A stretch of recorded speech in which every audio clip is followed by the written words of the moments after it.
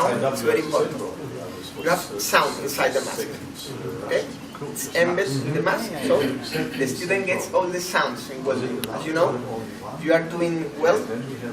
For example, nice arc distance. It sounds different. Yeah, they can feel it. Okay?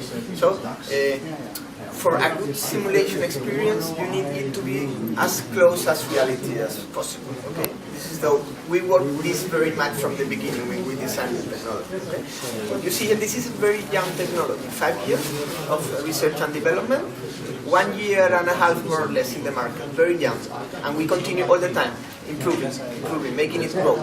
And you know how we do that? Listening to the teachers, listening to partners. We love to listen to people and to understand. We are not welders, we are technologists. Okay? So we need to deal and to work with welders to make the best welding training simulation experience. Okay? So let me show you. Soldamätic, even with the standard version, you can work in four welding processes. You have the manual, okay? Switching, you have the semi-automatic Mac, also FCAR, flux core, this gun, and you have TIC. Okay?